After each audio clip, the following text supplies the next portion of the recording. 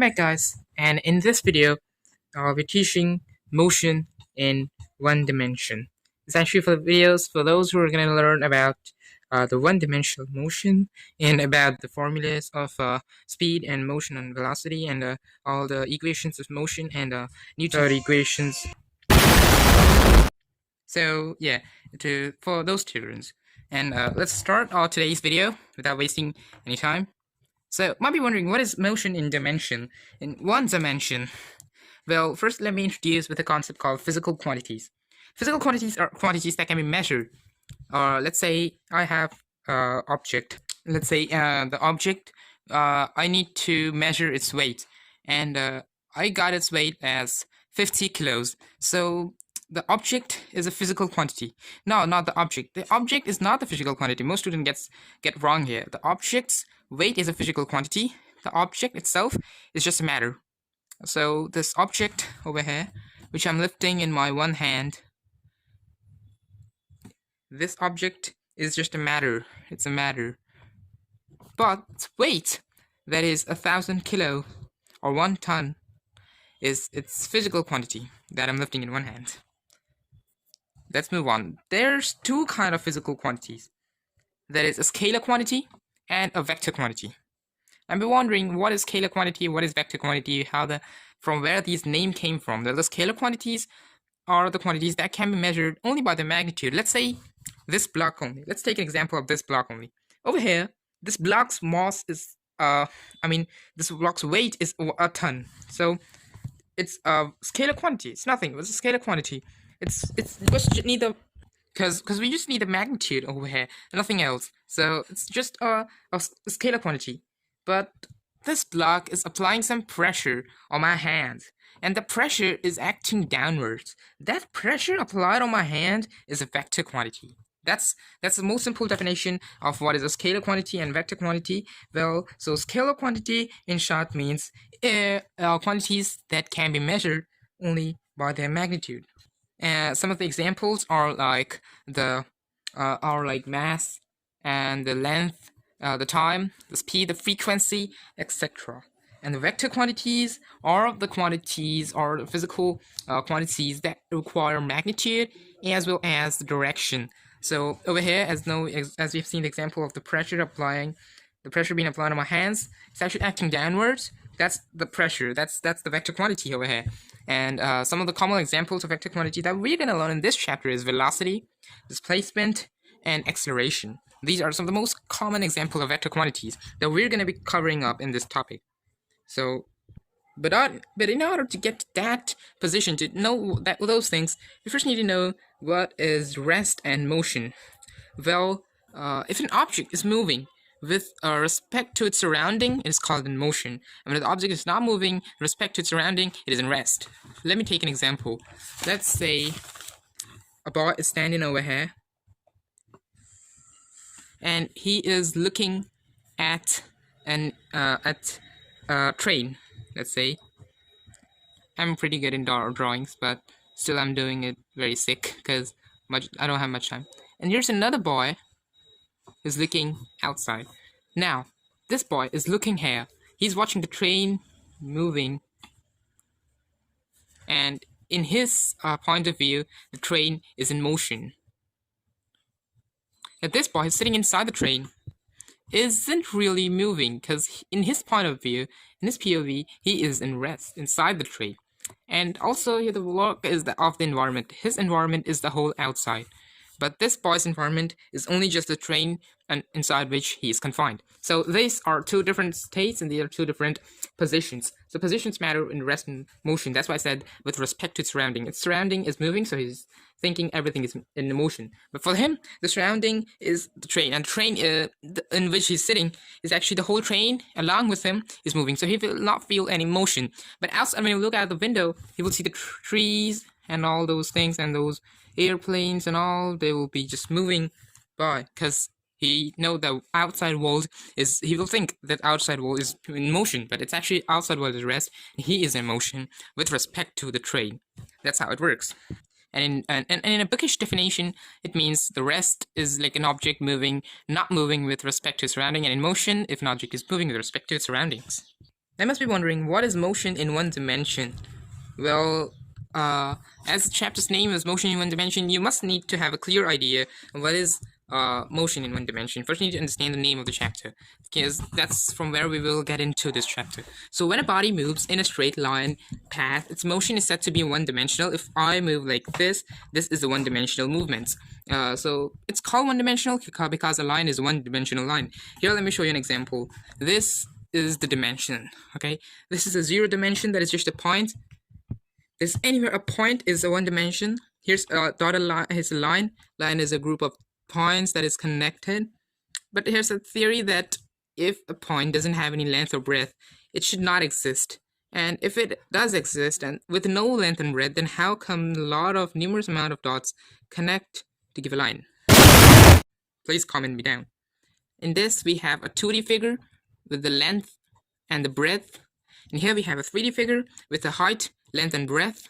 That is this. And here we have a 4-dimensional hypothetical theory of a tesseract. That is not much important right now. Like, here comes the time. The time is involved in this thing, and the space-time is much involved. And this is a very cool and interesting topic. You can search about it in my old videos. You can see that. But now let's talk about something more important, that displacement and distance. Well, distance is actually a scalar quantity. Let me first tell you. It's a scalar quantity, and displacement is actually a vector quantity. But wait, what is the difference between it? Like, displacement and distance, they are both the same thing, right? And a body travels from one place to another, it covers a distance that can also be tagged as a displacement. Well, here's a short example. What is distance is that, let's say I'm in my house and I want to go to my school that is over here, this hole. So I will cover up a distance in the road like this.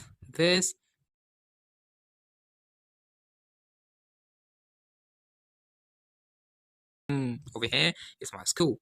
But can you see this? I have to cover a lot of distance.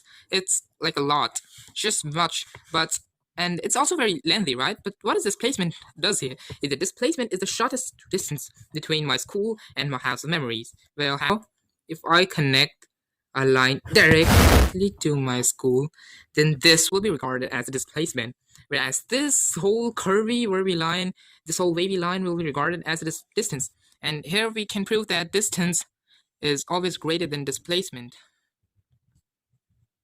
And that's what it is. Like, if you might ask, like, what are the questions? Like, displacement, is it all greater than distance? Well, no, it can never be greater than distance. Then, sir, can distance be greater than displacement? It's always distance is greater than displacement. But so, what about if both are same? Well, both can be same if it is, a straight line. Then the both distance and displacement both can be same. Like, from here, if I go to this part, then it is same. From this part, if I go to this part, the Colombo picture, then it is also same. Let's say from this part, I go to the Universal Fox. This is also a distance and displacement are same. From this, then you might ask, so is it possible for displacement to be zero while it is there in having also a distance? Well, in a circle, over here in a circle, if I start from here, this distance to here will be around the circumference. This is the circumference of the circle. My distance will be the circumference of the circle. That is 2 pi r.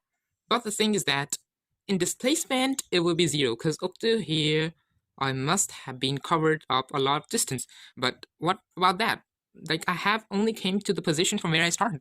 I didn't flinch, I didn't move according to displacement, but according to distance, I have covered up a lot of distance. But displacement is a shorter distance from my initial point to my final point of my destination. But my destination is equal to my final initial point. Then there's no displacement. The displacement is 0, whereas the distance is the circumference of the circle. It's that easy. Now let's talk about speed. So speed is actually a scalar quantity. It is actually the rate of change of distance with the time.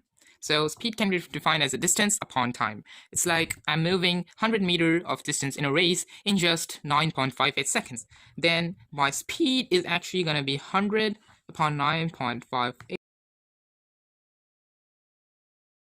Okay, so that's easy. The speed is this much. Okay, the speed is 100 in 9.5 seconds. So you can calculate what is my speed from this thing. And the speed are of like 3 types, that is uniform speed, non-uniform, and instantaneous speed. What is uniform speed? When a body covers up equal distance in an equal interval of time, like let's say a car travels 1 meter of distance in 1 second, then it again travels 1 meter distance in 1 second, and then again, and then again. Then this whole is called uniform speed because it's traveling equal distance at equal interval of times. Whereas the non-uniform speed is like if our car is like 5 meter in 1 second, 6 meter in 1 second, and 9 meter in 1 second. That is called non-uniform speed. And instantaneous speed is when a car or any object speed is not proper. Like it can cover any amount of speed at any instance of time or distance. Like it will cover 2 meter in 3 seconds, just the same as non-uniform speed. Just a little difference here is that this can be calculated only by using the formula that is distance covered in certain time period, like certain distance, certain time period by the whole time period. It's like it travels 2 meter of distance in 1 second. Then we need and then again 3 meter in 2 seconds. Then we need this speed from 0 to 5 meter, the speed. So it will be 2 meter per 1 second plus 3 meter per 2 seconds. But in non-uniform speed, we don't need to do that. We just need to add them up and then find the average speed. That's simple, like average speed. And now we have velocity, which is a vector quantity. Now you may ask, what is the difference between speed and vector? Well, the thing is that both are kind of same. But here the speed, as its name suggests, S here, you can understand this word. S means scalar quantity in speed. And over here in V, the velocity, there's a V, which is a vector quantity. So you can understand like speed is a scalar quantity and velocity is a vector quantity. And that's how you can know like velocity requires the direction, where speed doesn't really require direction. You can just go anywhere direction. So that's the difference between speed and velocity. And the distance covered by a body in a specific direction. Velocity formula is also kind of the same as that. Velocity equals to displacement or distance by the total time taken. And there's also uniform velocity, where like if it covers equal distance in equal time intervals, and non-uniform, it covers unequal distance and equal amount of time, or equal distance and unequal amount of time, or it covers equal distance in equal amount of time. Okay, equal distance in equal amount of time, but in a different direction than its initial. Okay, I said three important parts. What is that? It covers unequal distances in equal time, equal distances in unequal time, and equal distance and equal time in any other direction rather than in its own specified initial direction. But you might ask, like as displacement and distance, you ask guys. Then distance and velocity and speed, you might ask. So where can be the situation where the velocity could be 0, but there must be some speed? Let's say this is the Earth. And this is a Boeing 77. This is flying from all the way up to here to here. Its initial position over here and its final position over here. But notice one thing, velocity, what I said, it's specific direction, but it's not specified direction. It's a circle. There's no specified direction here. We can't really say what's the direction. It's just a circle. It's got no lines.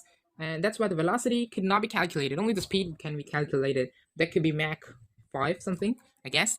So that's only we can find. Let me asking what is Mach. Mach is actually the speed of sound, and in air that is 330 meter per second. Mach 5 is nothing but 5 times 330 meter per second. That is if I calculate it, it's 1,650 meter per second.